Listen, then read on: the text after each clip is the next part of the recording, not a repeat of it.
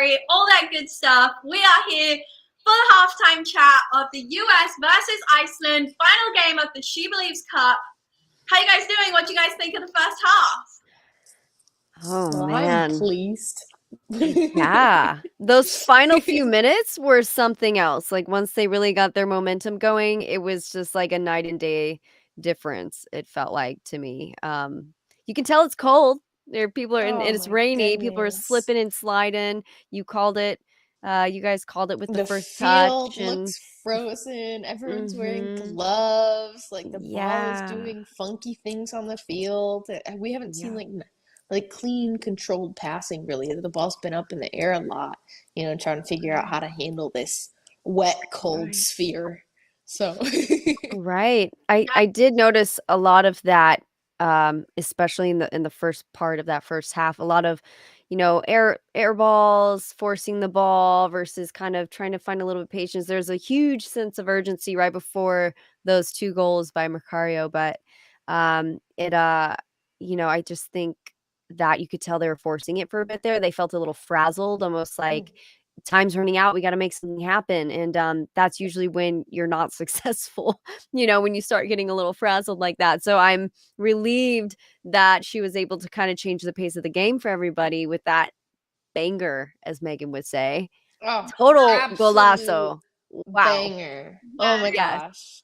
I mean, we've talked about Katerina Macario before. Like, we kind of, tout her as a poster child of the UWS because, like, she was with the LA Galaxy, Orange County women's soccer team. Like, she played in 2019, which was just a couple of years ago. And now she's having national caps for the women's, like, the US women's national team. And scoring absolute blazing goals that are just Both like of them.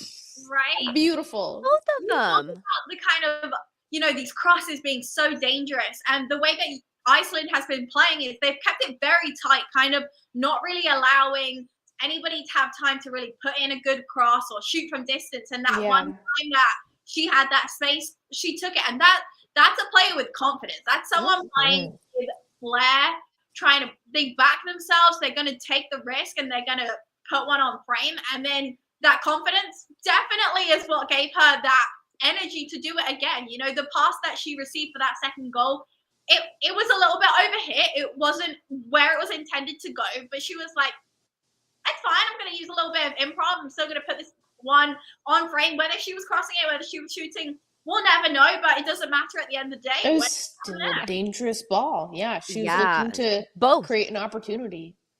Both could have been crosses or goals. You even saw that at the end of the second goal, as Ooh, Pugh it was was going in, ready to chippy. be at the back Yeah, corner, and she just let it go. She said, "Nope, that's hers. It's already in," yeah. which, Somewhat. I'm sure she's It gotta was. appreciate.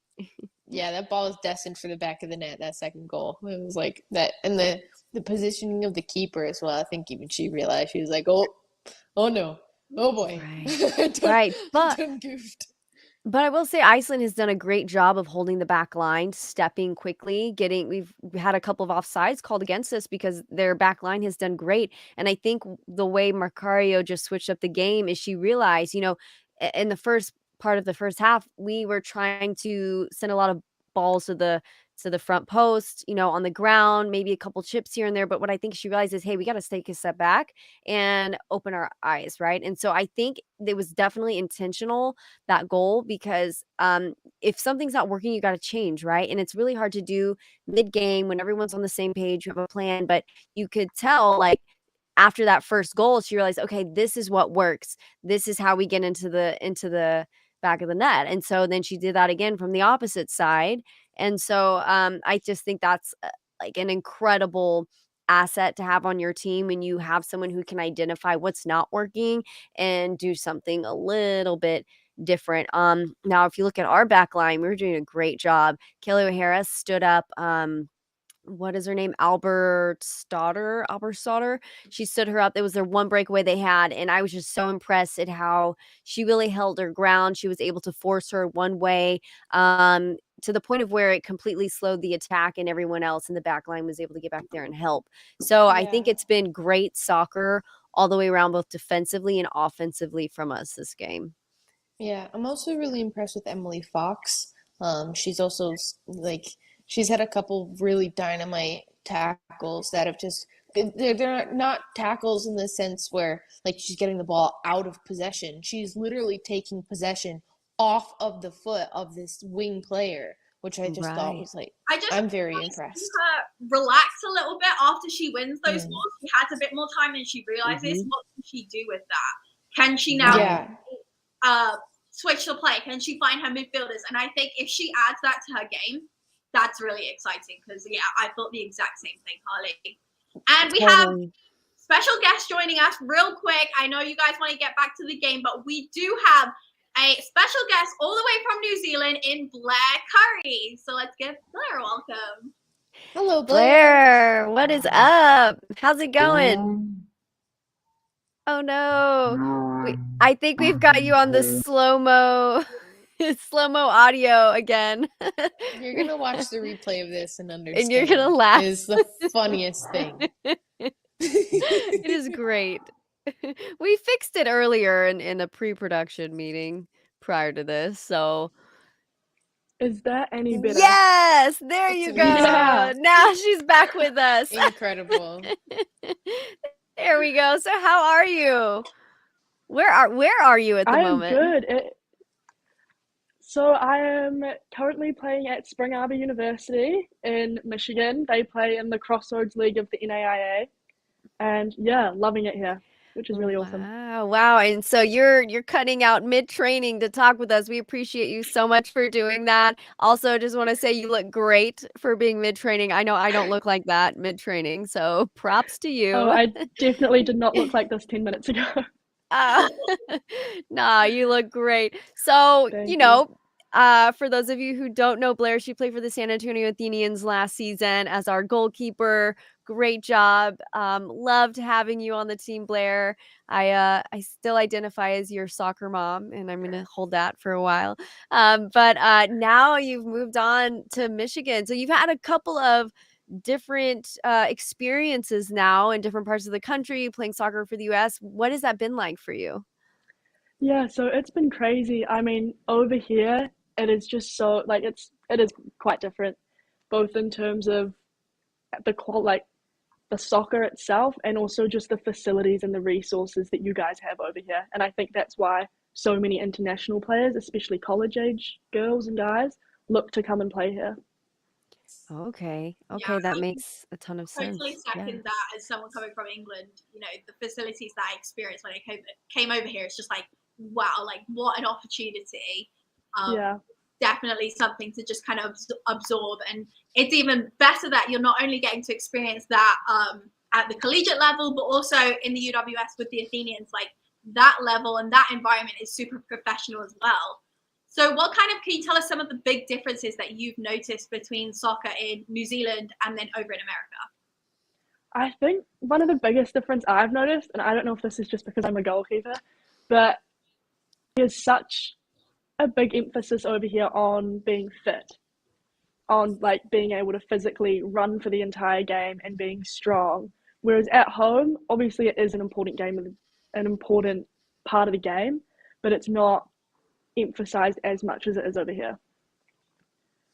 Yeah, that's so interesting. I've heard Megan talk about this as well. You know, we've discussed how what we value in the game and how it changes from country to country. And I would totally agree. I think US soccer is very focused on the fitness aspect, making sure that you are absolutely jacked when you step on the field. Seriously, man. Like I've heard that across the board from a lot of international players, both on the girls and the guys side. And I think that's one thing the United States is known for is like, even if we're struggling to put up a good fight internationally, at least we're physically there, you know, and putting bodies on people and, you know, doing the best that we can. But in this case, you know, we're doing pretty good tonight. But, you know, what about last week's game? So I don't know if you had a chance to kind of to watch a little bit of that. What were your thoughts on the game against New Zealand last week? Obviously, it was a very interesting start, very interesting first half. Knowing Michaela personally, actually, she is an amazing player, an amazing person. We grew up in the same city, and so growing up, she's always been, you know, someone who we've all kind of idolized. And yeah, my heart broke watching her. Mm. Yeah, I felt so terrible for her. Yeah, we did want to ask you about your thoughts on what happened there because, you know, like from everyone on the show right now, I think we all agree that, you know, bad things happen during soccer games, and I think a lot of it was a reflection of just how hard she was working on the field, and just the response that occurred afterwards. I just like left a very bad taste in my mouth. It's like you don't know what Right. happens on the field in those positions. So just like I'd like to hear like how you felt about everything that happened. Yeah, I like I said, I was heartbroken for her. I Yeah. think from what like I've heard and everything, I know that the team really rallied around her and were definitely there to support her. And looking through like comments on Facebook and Instagram and whatever, I know that there was so much support from New Zealanders, just ordinary New Zealand people, just sending their love and just saying that. I mean, it's sport. Obviously, it's really not an ideal situation to happen, but stuff like that can happen sometimes, I guess. Yeah, I really No. hope that her, phone and the people around her was just filled with the love and the support of people, because I'm glad that from someone as a New Zealander, you experienced and you saw so much positivity, because on some of our social medias, we saw quite the opposite. And it was really, really disappointing, because the amount of coverage women's soccer gets already, we talk about it a lot on this show. We want more. We want a lot more coverage. We want them to talk about, the good stuff and share the stories that like we are talking about on our show, not just whenever something is kind of gossip worthy or like let's point at that and give it that kind of bad press. Like there was so many good things that happened in that game. 5 goals. Mallory Pugh, I think it was, right? She scored that really awesome goal. And like that wasn't spoken about. So I'm really glad that you said in New Zealand you felt a lot of the positivity and the support, and sport can do that. It can show some really bad sides, but it can also show people coming together, and I think that's important to highlight too. Something I wanted to ask you about was, as a goalkeeper in those moments, what did you think? Like, those crosses were dangerous. What would you have done as a goalkeeper? Would you have tried to come out and claim them? Are you relying on your back line to clear those? Do you have any thoughts on that? Yeah, I feel like that's a hard one. I mean, obviously not being in that exact situation, but I mean, I know Erin is like a great communicator and everything, so I'm sure that the decisions that she made were probably the best at the time. So yeah. Yeah. Yeah, and it's also one of those things too where like people love to hate from outside the club. Like you're not on the field, you're not playing, like can't like do you really like it's like the only people who could possibly be getting mad at her, maybe her coach, maybe her teammates, but instead they're doing the opposite. They're being really, really supportive of her. So I think it's one of those things where sometimes media likes to blow things up more than it needs to be. And I think they forget that they're not, the ones playing on the pitch right now in a really high stress situation. And I think when people haven't played in a long time, it's easy for them to forget how mistakes do happen. So, but yeah, I mean, there's just so much though that I feel like New Zealand could do maybe to improve. Like, what do you think that you what do you think that they could do to improve? Yeah, so for me, something that I would really like to see, and we saw quite a bit of it tonight. Actually, I didn't get to watch the game, but my dad was sending me updates and everything. I saw the starting lineup, and it's getting those younger players, because we have so many younger players involved in the squad currently that are just pushing and they are working so hard. And I feel that when they do get the chance to go on the field, a lot of the times they do shine. Right, right. Mm. Yes, that is so important to give the young ones a chance. So yeah, that's all good Yeah, I stuff. mean, it obviously like it brings a different level of energy. The chemistry can change, and also it's just important for building a good foundation for where the program is going to go. Like that's something that happened with the US in past years, is of like relying on kind of like the laurels of accomplished players and not giving younger players the opportunity to shine. And that kind of left us in this kind of vacuum where it's like, yes, we know that these players can be successful, but what happens when they leave the game? Like, who is there to replace them? So absolutely agree. Right. Giving younger exactly. players the platform to like improve their game against some of the best players in the world, like, why wouldn't you want that? Absolutely. Absolutely.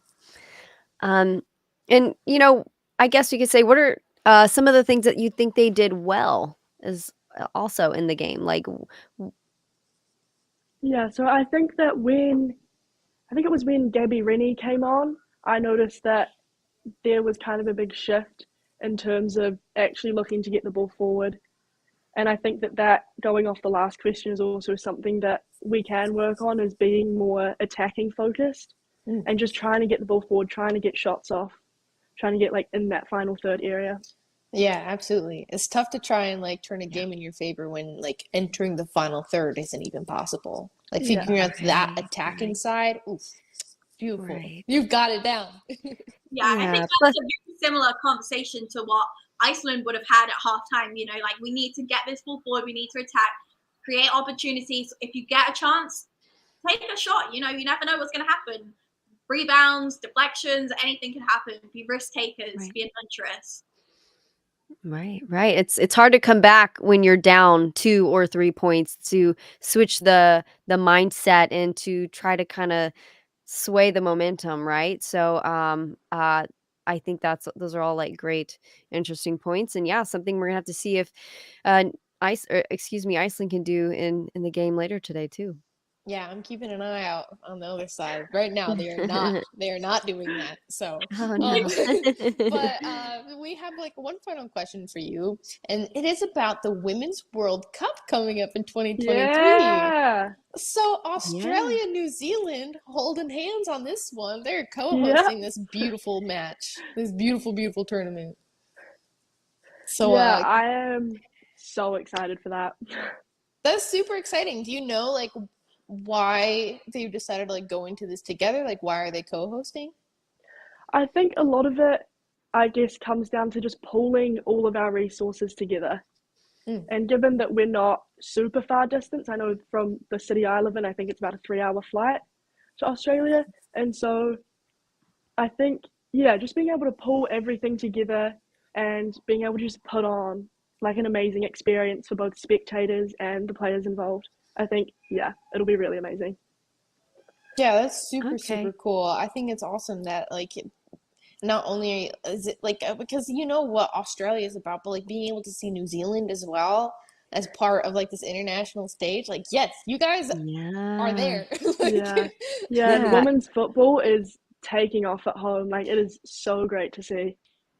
Yeah. I wonder, has anybody ever co-hosted before? Is that a first time thing? Do you guys know? I don't think I've ever heard of it being co-hosted, but it's such a great idea. You're right, because I mean, get to see a couple different countries, resources pulled together, all good stuff. yeah, it also just Yeah. makes sense. Like Australia and New Zealand are so interconnected. Like it kind Right. of is a logical conclusion. Like, yeah, go into Yep. this together and make it the best experience you can. Yeah, Right. exactly. You guys will have to bring the show to New Zealand for it. Oh, Hey, yes. Hey, listen, we'd love to. You're don't going to be our play. correspondent. We're signing you up right now to be reporting live on the spot. So brace Love it. yourself for all the I questions. think a huge part about how we could grow this game is just making it accessible, you know, getting our cup of tea over into Australia and New Zealand, and also everybody else coming to watch the games too. Yeah, You know, I yeah. think that's part of the reason why the co-hosting is happening, is so, you know, it's in that area. Let's make it accessible. All app update. We've had a goal. Ah! Oh, Oh, is that golazo. Mallory? Hold on, I was so focused on. Oh, Hold on. man. I think It might be off. Oh, there's no VAR though. man. They can't take it back. Oh, snapped. Oh, All right, dang. Mallory Pugh. I'm upset.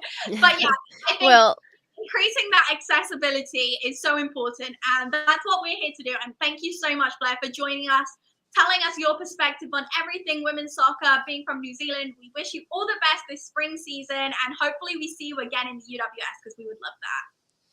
Yes, yes. thank you guys so much for having me. Yeah, and we would love to have you you. back on the show. We can get like a proper player profile going on for you. It would be Right. beautiful. Full on journey. Thank you Yeah. so much, Blair. All right, everybody, enjoy the second half. If you Yeah, haven't that's already awesome. followed Blair, follow her journey, and hopefully we'll see you again in the UWS and on our cup of tea as well. See you guys. Bye.